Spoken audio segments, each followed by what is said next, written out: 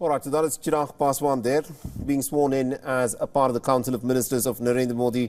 And what appears on the face of it, at least fairly clear, is that the top 5 ministries, that is Home, Defence, Finance, Foreign Affairs and Law, are unlikely to go to any of the coalition partners. We still do not have this officially yet, but this is what it appears like, looking at how things are panning out. So Narendra Modi's third tenure as the Prime Minister kicks off with a lot of these coalition partners being accommodated, something which he'll have to do to keep the flock together. Coalition Dharma, that is going to be the catchword of how this government, of course, run. And we've got Mr. Makaran Paranjape with us.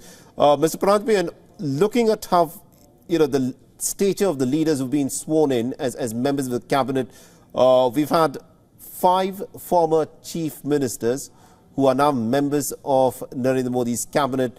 Tell us what this means for the cabinet that is being sworn in, because these leaders are coming in with a lot of administrative experience. Yes, it lends a lot of heft and power to the cabinet, and also among the allies there are charismatic new figures like Pawan Kalyan. He has 2 seats, but he's a very well-known actor, a celebrity in Telugu land, which is both Andhra and Telangana. He comes from a very powerful film family. Chiranjeevi is his elder brother.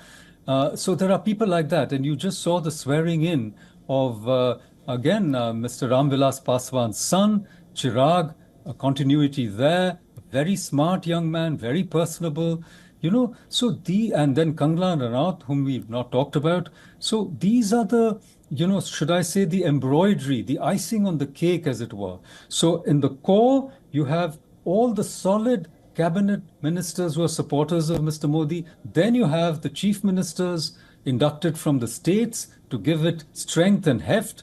And then you have, on the outside, you have all these other younger, more charismatic, well-known personalities. So the cabinet looks really good. And this is, again, as I said, a message, not just, to the international community or to the nation, but also to the opposition, which is conspicuously absent today, except for Mr. Kharge, to say that, look, if you think you're going to blow us away or we're going to unravel or collapse in the first 10 days or 20 days or 100 days, think again. Right, that's an important message, which I'm pretty sure the government has, of course, wanted to send out to the opposition parties. But the opposition is, of course, saying that, listen, this is an election verdict that quite clearly shows that the opposition is back, and therefore the Narendra Modi government will have to work along with the opposition. It will not be able to steamroll its way through the parliament. It will have to respect the parliament and will have to discuss a lot of the legislative work that, of course, will come up with leaders of its own alliance partners and also with the opposition. So 2024 is being described as the year when the opposition has made its comeback. What's your take on that? I think that's true, absolutely true, but I hope that also reflects in the way in which Parliament is conducted and the way in which the Parliament functions. Last time we've had a lame duck Parliament with many days in which no business could be done because of the logjam, the complete standstill where the opposition and the government, the treasury benches were at loggerheads. Right. I hope this time Parliament will be restored to its primacy, because this is parliamentary democracy. It is not presidential style democracy. It's interesting that you're mentioning this, that this is parliamentary democracy and not presidential democracy. Now, if I can just quote the words of late Arun Jaitley, who said that, disrupting parliament is a legit political strategy, and something that he said when he was sitting in the opposition benches, the BJP would employ to make its voice heard. And therefore, the Congress, when it went to the opposition benches, it said that, listen, this was a tactic that was taught to us by your own leader, and therefore we are going to, create disturbance within the parliament and by that paralyze the parliament. Do you think that is now going to change, considering the new form and feature of the parliament? I don't know. I hope it changes. I want to state that it is my considered personal opinion that trying to delegitimate everybody in the opposition is not good for Indian democracy.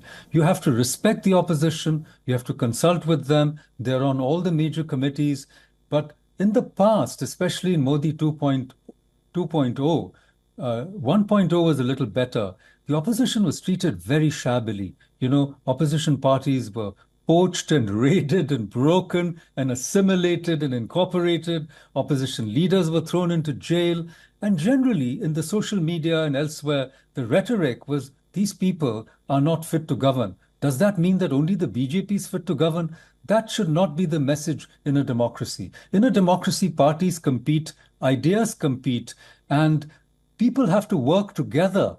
Both the opposition and the treasury benches have to work together for the benefit of the country.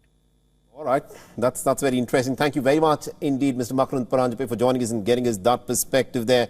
This is a new government that is being sworn in. There are a lot of old faces. There are some new faces who are being brought in, and it now remains to be seen as to how things, of course, change from here.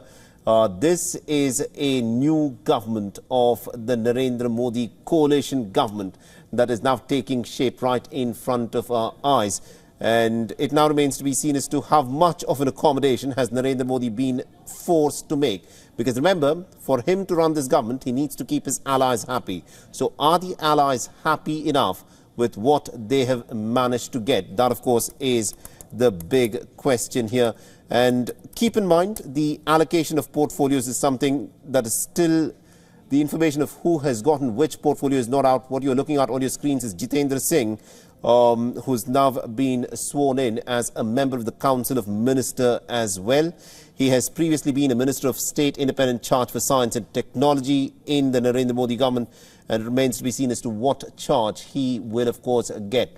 So a number of leaders who are very familiar with Narendra Modi's style of governance, who are a part of his core team. You're looking at Rajnath Singh, Amit Shah, Nitin Gadkari. You're also looking at JP Nadda, who is the BJP president, but he's being roped in to be a core part of Narendra Modi's inner circle of the cabinet.